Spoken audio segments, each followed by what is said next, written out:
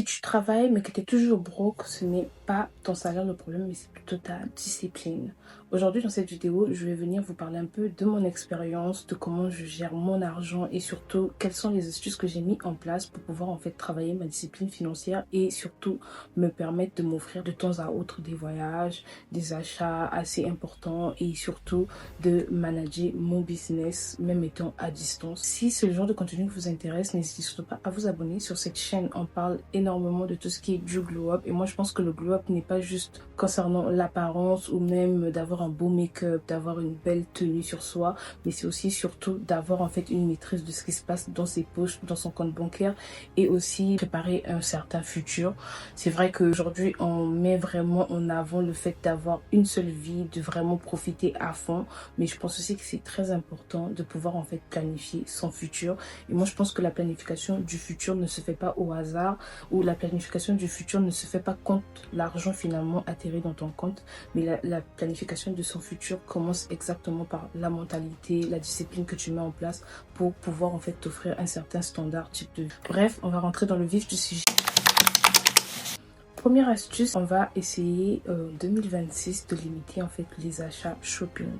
Les filles, I'm gonna hold your hand when I say this. You do not need that dress. Tu n'as pas besoin de cette nouvelle robe, tu n'as pas besoin de cette nouvelle perruque, tu n'as pas besoin de ce nouveau produit make-up. Bon, produit make-up encore ça va dépendre. Mais ce que j'essaie de vous dire surtout c'est que plusieurs fois, surtout les femmes, on va avoir des achats impulsifs. C'est-à-dire qu'on va aller dépenser des sommes exorbitantes dans des tenues qui au final on ne va peut-être jamais porter. On va acheter peut-être des chaussures qu'on ne va jamais porter, mais sur le coup quand on l'a acheté, on avait juste trouvé ça beau sur le mannequin. On s'est dit voilà, je trouverai un outfit avec, mais pour l'instant je l'achète quand même. Tu n'as pas besoin de l'acheter. Je répète, cette robe que tu as laissée dans ton panier là, tu n'en as pas besoin. Moi, je me rappelle encore qu'il y a quelques années, j'allais faire des dépenses de 500, 400, 300 et quelques, 200 et quelques dollars sur des sites comme Shein, Fashion Nova, Pretty Little Thing et tous les autres sites. Tout ça parce qu'en fait, impulsivement, j'allais voir un vêtement beau sur le mannequin. Mais des fois, le mannequin n'avait pas la même morphologie que moi. Donc au final, quand j'allais recevoir le vêtement, ça ne m'allait pas forcément. Ou soit c'était un peu trop grand, ou soit c'était parfait. Mais sur le coup, avec la longévité du vêtement, ou surtout même ma façon en fait peut-être de changer de style, parce que plus je grandis, je me rends compte que je m'adapte à différents styles. Avant j'allais porter énormément de croc-top. Aujourd'hui si tu m'offres un croc-top, je vais te regarder en bizarre. On évolue très vite et on change énormément sur beaucoup. En fait c'est à dire que notre point de vue, notre façon de nous voir, notre façon de nous présenter change au quotidien. Donc le fait d'acheter des vêtements ou même des articles de façon impulsive, ça va juste être en fait des pertes d'argent. D'où la méthode que je peux vous conseiller quand il s'agit des personnes qui ont le shopping alcoholic attitude comme moi. C'est simplement chaque fois que tu vas trouver un article super beau que tu penses qu'il te le faut, tu en as besoin pour vivre, prends cet article, mets dans ton panier. Mets dans ton panier, mais ne fais pas le paiement. C'est-à-dire que juste l'action de le mettre dans le panier, ça peut peut-être te faire te sentir mieux. Et donne-toi une période de 3 semaines peut-être, voire un mois. Reviens dans le même panier, revois les mêmes articles. Et si finalement ton esprit te dit exactement, il me le faut. C'est-à-dire que chaque fois que tu vois l'article là, tu te dis non, il me le faut. Là, tu peux procéder et acheter ton article. Mais si les 3 semaines après, tu reviens, tu vois l'article et tu te dis, mais pourquoi j'ai sélectionné ça? Je pense pas trop que j'aime. Ou tu as même un léger doute. C'est-à-dire que tu veux toujours l'acheter, mais tu as un léger doute. Dès que tu as un léger doute, ne le prends pas. Parce que clairement, c'est une façon en fait que ton esprit, ton corps te signale que tu n'en as pas besoin, mais tu es juste en train de vouloir en fait répondre à une gâterie. Et c'est bien beau de se chouchouter, mais on parle d'argent, on veut quand même devenir des boss lady demain. Alors, on va éviter de faire des dépenses inutiles. Il y a des projets sur lesquels tu peux peut-être commencer déjà à investir avec le peu là. Donc on va éviter d'avoir en fait des réactions impulsives sur les sites de vente et essayer de se contenir nos émotions et surtout éviter d'acheter des trucs par émotion. Et moi qui vous dis ça, je suis congolaise. Donc vous savez comment ça me fait mal de pas prendre l'article que je veux à la base. Surtout ceux qui me suivent sur Instagram, vous savez que moi j'adore m'habiller, j'aime les vêtements. C'est-à-dire que moi je vis pour le vêtement et le fait de me priver d'acheter certains articles, ça, vraiment, je suis en mode oh my god. Mais c'est une astuce qui aujourd'hui m'a beaucoup disciplinée. Je me rends compte que Au fur et à mesure qu'on avance, il y a des vêtements que je laisse là dans mon panier. C'est-à-dire que je vais repartir sur le site, je vais revoir le vêtement, je vais me dire, mais c'est quoi ça? Supprime, supprimer. Et je me retrouve à avoir des achats plus intelligents que des achats qui ont été faits sous le coup de l'émotion ou par impulsivité. Une autre chose que j'ai mis en place, c'est surtout de checker mon compte bancaire. Avant, je peux vous dire clairement la vérité, c'est que avant, j'avais du mal à voir mon compte. C'est-à-dire que j'allais checker mon compte que le jour où je suis payée, ou j'allais checker mon compte après avoir fait un certain achat pour être bien sûr qu'on m'a pas pris plus que ce que j'étais censée payer.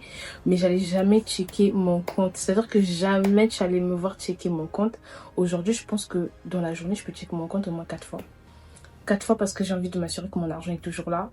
La banque n'est pas en train de me voler, je ne suis pas en train de perdre de l'argent pour rien, je ne suis pas surprise des achats ou des paiements qui tombent sur mon compte. C'est-à-dire que je vérifie tous mes statements, je regarde, ok, cet achat, oui, je l'ai validé. À plusieurs reprises, j'ai dû contacter ma banque pour leur dire que non, il y a un paiement qui a été pris dans mon compte, je ne sais pas d'où il vient en fait. Si je ne checkais pas mon compte comme avant, c'est un paiement qui serait passé, j'allais être surprise de ça. 6 mois plus tard, la banque te dit, bon, on ne peut pas récupérer, vous avez annoncé trop en retard. Mais quand, en fait, dès que tu vois qu'il y a un truc qui n'est pas clair sur ton compte, tu le vois aussitôt, aussitôt tu le déclares, aussitôt on te trouve une solution. Alors que quand tu laisses passer le temps, c'est difficile parfois pour la banque en fait de retracer en fait d'où venait la fraude. Ça c'est un deuxième point que j'ai mis en avant et ça a vraiment changé en fait toute la perspective. Tous les jours je me dis que mon compte savoir exactement j'ai combien, je peux m'offrir quoi. J'ai une marge de combien dans mes achats, j'ai un budget de combien, je sais exactement combien je dois dépenser, quelle est la limite que j'ai par jour parce que je check mon compte à chaque fois. Je sais qu'il y a beaucoup de gens, à partir du 15, du 20, ils checkent pas leur compte parce qu'ils savent que ok, j'ai déjà payé tous les bills, j'ai payé toutes les factures, il n'y a plus rien dans le compte, allez. On oublie même qu'on a un compte jusqu'au jour où on reçoit encore soit un dépôt, soit à la paye en fait. Et ça, c'est pas du tout une bonne astuce. Checkez vos comptes bancaires constamment. Je vous jure qu'il n'y a rien de méchant. Même s'il n'y a pas d'argent, même s'il y a un négatif, il n'y a rien de méchant à checker son compte. Adoptez ça comme en fait une nouvelle habitude et vous verrez que les choses seront tellement différentes, surtout en 2026. L'autre astuce, du coup, on a la troisième astuce que je peux vraiment vous dire qui a changé ma vie et surtout ma discipline financière, c'est surtout d'avoir en fait un budget. Aujourd'hui, par exemple, il y a des gens qui font 2000 euros, 2000 dollars en fait de salaire. Pour ceux qui sont aux États-Unis, peut-être c'est sur 2 semaines, tu peux gagner 2000 dollars. Dépendamment du boulot, c'est pas tout le monde qui gagne comme ça. Mais imaginons que vous gagnez une somme comme ça, par exemple, au bout de 2 semaines, ou bien le mois, tu as fait 4000 euros, 4000 dollars et autres. Il y a des gens, parce qu'ils savent que, ok, j'ai déjà payé la maison, j'ai payé ma voiture, j'ai payé ci, j'ai payé ça. Le reste de l'argent, c'est-à-dire que votre carte devient juste en fait là, swipe, swipe, swap. Tu peux pas vivre comme ça. Il faut que tu te donnes un vrai budget. Le budgeting, je vous jure qu'en budgétisant, en fait, tout ce que vous faites comme dépenses, vous allez avoir un meilleur contrôle sur votre argent. Il y a des gens qui, par exemple, moi cette année, j'ai fait des taxes pour des gens. Il y a une dame qui, par exemple, cette année, elle a travaillé 40 000 dollars l'année. Et je lui ai dit, ah, mais ça va, t'as fait 40 000 et tout, là, et tout. Elle n'a pas d'enfant, la dame. Elle a aucun chat pour lequel elle prend soin et autres. Et là, je lui dis, mais c'est bien, t'as fait 40 000. Elle me dit carrément, je sais même pas où sont passés les 40 000. J'ai pas vu ça. C'est-à-dire que sur le papier dit que tu as fait rentrer 40 000, mais en chiffre, c'est-à-dire que ton compte, toi-même, tu n'as pas ressenti ça. Tu n'as pas senti les 40 000. C'est vrai que vous allez me dire, oui, mais elle a payé la maison. Oui, mais elle a fait ceci. Oui, mais elle a fait cela. Les gars, c'est parce qu'elle n'a pas budgétisé. C'est-à-dire qu'elle allait voyager, elle allait faire des achats. Tant qu'il y avait l'argent dans le compte et qu'elle pouvait s'offrir un truc par rapport à l'argent qu'il y avait là, elle allait acheter, dépenser, envoyer de l'argent en Afrique et tout le reste et ne pas forcément en fait se donner un budget. Alors que quand en fait tu décides réellement de te donner un budget, c'est-à-dire que tu sais exactement, ok, quand il s'agit des dépenses de la maison, les courses et autres, j'ai besoin par exemple de 1500 dollars. Tu prends déjà 1500 dollars que tu retires de ton argent. Tu sais qu'en fait, sur les 4000 peut-être que tu as gagné le mois là, tu sais qu'il y a 1500 dollars qui doivent partir dans les dépenses de la maison, les trucs ménagers et autres. C'est-à-dire qu'il va te rester peut-être 2500. Sur les 2500, tu sais que, ok, j'ai pris par exemple tel argent, j'ai mis dans ceci, dans tel projet et autres. Et en fait, tu as plus en fait un contrôle sur ce qui rentre et qui sort. Et finalement, ça développe aussi une certaine intelligence parce que N'attendez pas de gagner des millions pour pouvoir budgétiser. Même les riches ont un budget. Si vous ne budgétisez jamais rien, même quand vous aurez énormément d'argent, vous ne verrez jamais les millions là parce qu'en fait, à chaque fois, vous aurez dépensé de façon impulsive. Troisième conseil que je pourrais vous donner sur ce qui est de la discipline, c'est simplement éviter d'être un oui-oui. Il y a des gens, parce qu'aujourd'hui ils ont un taf, aujourd'hui ils ont une situation un peu plus convenable par rapport à d'autres personnes, ils ne savent plus comment dire non. C'est ok de dire non, c'est ok de regarder les gens droit dans les yeux et de leur dire je ne peux pas t'aider à cet instant parce qu'en fait tu te priorises d'abord, tu mets en priorité tes propres projets, tu mets en priorité ton propre succès d'abord. Ce n'est pas du tout égoïste de penser à soi d'abord. Quand à chaque fois vous allez vouloir penser aux autres avant vous, vous allez vous rendre compte que les autres vont avancer plus vite que vous. Et ce n'est pas du tout sorcier d'admettre aujourd'hui que se mettre en premier n'est pas mauvais. C'est totalement ok. Et c'est pas parce que tu as dit non à cette personne qu'elle va arrêter de t'aimer ou arrêter de te considérer. Et si elle le fait honnêtement, c'est que c'était pas la bonne personne pour vous. Est-ce que quand vos parents ils vous ont dit par exemple non pour l'achat d'un truc ou non parce qu'ils ne voulaient pas que tu ailles fréquenter dans une certaine école ou que tu... Il y a des enfants qui vont demander des iPhones à leurs parents. Le papa, il va dire non ou la maman va dire non. Est-ce que c'est pour autant que ça veut dire que le parent là ne t'aime pas? Non, ils vont juste prioriser en fait ce qui est plus important pour le moment. Donc c'est la même chose avec vous. Vous devez apprendre à dire non. C'est totalement ok. Ce ne sera pas la fin du monde. Et c'est vrai aussi qu'il y a des situations pour lesquelles vous devez être un peu plus empathique. Mais même dans certains cas, il faut vraiment que ça soit des cas extrêmes. Si le cas il n'est pas extrême, je ne vois pas pourquoi vous devez à chaque fois dire oui. C'est pas parce que vous faites de l'argent que vous devenez la banque de tout le monde, de votre entourage, de votre famille. Vous n'êtes pas le ATM de quelqu'un. Vous êtes en fait en train de travailler pour améliorer votre vie à vous-même d'abord avant de vouloir aider la vie des autres. Le quatrième conseil que je peux vous donner, c'est surtout d'avoir en fait un compte d'épargne ou un compte d'investissement. Le compte épargne, il est bien, mais si votre compte épargne, c'est un compte où vous laissez juste l'argent, c'est-à-dire que si tu mets 20 dollars aujourd'hui, tu reviens dans 6 mois, il n'y a que 20 dollars là-bas. Ce n'est vraiment pas un compte dont tu as besoin. Moi, je vous conseille d'ouvrir par exemple un Roth IRA ou ouvrir un compte, je crois on appelle ça VOO, c'est VOO. C'est des index funds. Je sais pas comment dire ça en français, mais ce sont des comptes où, ou même par exemple un high yield saving account. C'est-à-dire que c'est des comptes où si tu mets par exemple 10 dollars aujourd'hui, dans 6 mois tu vas revenir, peut-être que tu vas trouver par exemple 11, 12 dollars, 13, 14 dollars. Pourquoi? Parce qu'en fait ce sont des comptes qui sont spécifiquement créés pour matcher par exemple le pourcentage de ce que vous avez mis dedans. C'est-à-dire que c'est des comptes qui peuvent matcher de 3% à 4% ce qui est à l'intérieur de votre compte. Et c'est des petits cents, des 1 dollar qu'on vous rajoute au-dessus. Ce n'est pas forcément énorme. Mais imaginez si vous avez mis de l'argent là-dedans et vous avez laissé ça dormir là pendant par exemple 10 ans.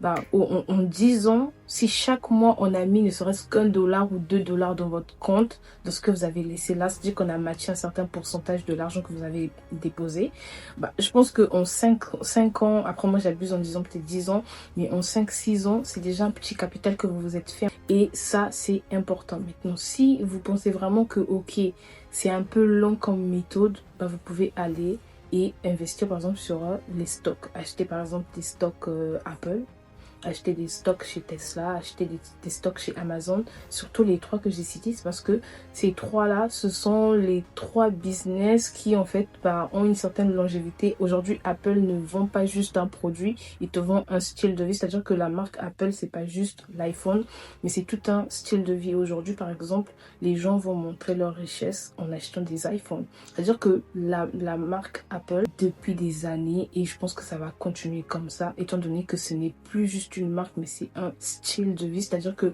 la marque vit au-dessus même de ses produits. Ça veut dire que leur empire ne va pas tomber maintenant. Donc si tu investis dans des stocks Apple ou Amazon ou même Tesla, déjà, si vous n'êtes pas au courant, Elon Musk est censé être le premier trillionnaire du monde ou quelque chose comme ça.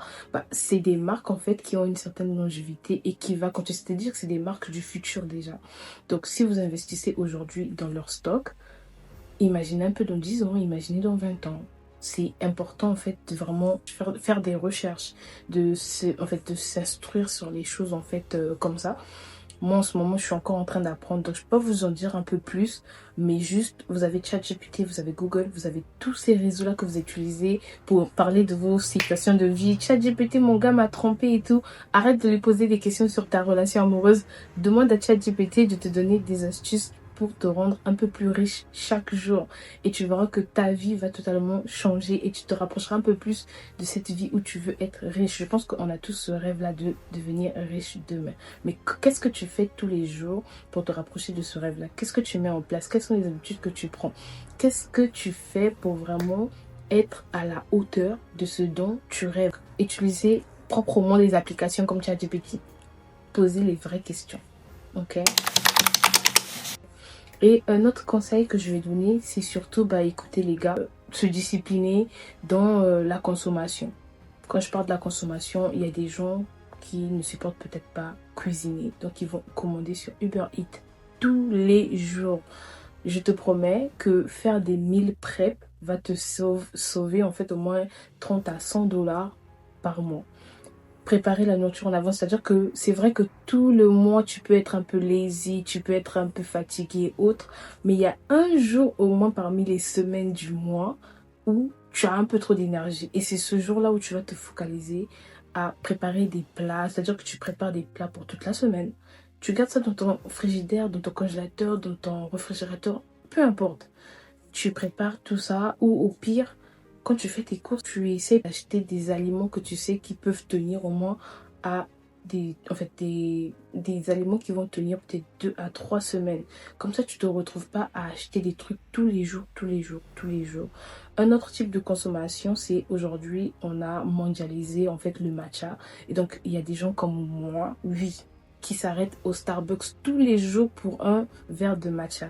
Là, dites-vous clairement, j'ai acheté du matcha à la maison. Je vais bientôt commander ma petite station matcha et je pourrai faire des matchas. Je vais apprendre sur YouTube et pouvoir en fait m'offrir mes boissons pour lesquelles je dépense des centimes, des petits centaines d'euros, de dollars là.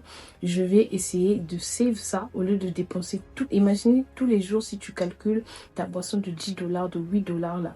Sur les 31 jours du mois, ça fait déjà combien? C'est un budget. Au final, tu te demandes, mais mon argent il passe où? Mais ton argent est là. C'est juste que tu sais pas dans quoi tu le dépenses. Tu n'as pas de budget, tu ne budgétises rien. Et donc, tu te retrouves en fait à avoir une situation compliquée. Et donc, c'est vraiment important, du coup, de réduire certaines dépenses, surtout inutiles. Parce qu'en fait, le matcha, je peux vraiment m'en passer certains jours. Mais il y a aussi cette partie de moi qui me dit, j'ai trop envie d'avoir une petite boisson. Là, quand je conduis, j'ai envie de boire quelque chose. Si je suis au travail, j'ai envie de boire quelque chose. Fais tes trucs à la maison, commande des boissons. Je me rappelle à une époque quand je faisais des overnight, des shifts du soir, j'allais par exemple commander les gros packs de Red Bull. Comme ça au moins, je prenais ma boisson depuis la maison que de m'arrêter en fait à un store pour m'acheter du Red Bull. Un autre truc que je veux vraiment que vous puissiez mettre en place, c'est investissez. Là, je ne vais pas forcément parler de stock, je ne vais pas parler de index funds, je ne vais pas parler de Roth IRA, de 401k. Je vais vous parler... En fait, tout ce que je mentionne, je ne sais pas s'il y en a dans d'autres pays, peut-être que c'est d'autres noms. Mais en tout cas, pour ceux qui sont aux États-Unis, la communauté francophone des États-Unis, ils ont un peu une idée de ce dont je parle. Moi, je vais vous parler de l'investissement dans le sens où vous pouvez, par exemple, pendant 6 mois, prendre un deuxième job, essayer de vous faire de l'argent, en fait, l'argent de ce deuxième job-là, vous pouvez commencer en fait à l'investir dans votre projet. C'est-à-dire que le paycheck de ce deuxième job-là, vous allez aller m'ouvrir un compte bancaire spécifique ou quand vous allez appliquer au travail, là, vous allez mettre ce compte bancaire-là. Et ça sera votre compte bancaire où c'est bloqué, c'est-à-dire que vous n'avez aucun accès là-bas. Et cet argent va servir par exemple pour financer votre business, si vous voulez lancer un business cette année, si vous voulez lancer un projet, quel que soit le projet, ou même si vous voulez peut-être juste simplement voyager parce qu'on a beaucoup tous ce rêve de j'ai envie de voyager, j'aimerais faire ci, j'aimerais faire ça. Et la plupart du temps, la limite c'est simplement juste l'argent parce qu'en fait on a le temps pour faire les choses, on n'a juste pas les finances qui vont avec. Et moi je pense que c'est vraiment important du coup de travailler sur ces petits aspects-là. Bref les gars, moi je pense que je vous ai donné en fait la plupart de mes astuces. J'espère vraiment que cette vidéo vous a servi. Si vous aussi vous avez des astuces que vous pensez qui manquent à cette vidéo, déposez tout dans les commentaires. Moi je suis quelqu'un, quand je regarde une vidéo, je lis tous les commentaires. Donc déposez ça. Il y a quelqu'un comme moi aussi qui viendra lire en fait ce que vous avez dit. Partagez vos astuces. Dites-nous un peu ce que vous implémentez dans votre vie qui fait la différence et qui vous rapproche un peu plus vers un futur meilleur. Bref, c'était tout pour moi. C'est votre Go Happy. Je vous embrasse. N'hésitez surtout pas à me rejoindre sur mon Instagram et mon Snapchat. On se retrouve sur les autres plateformes et je vous dis à très bientôt pour une prochaine vidéo. Étant donné que ce type de format qui parle de finances est en fait un format série, il y a au moins 2 à 3 autres vidéos qui vont arriver. Donc soyez à l'affût et surtout n'hésitez pas de partager cette vidéo à quelqu'un à qui ça peut servir. Bisous!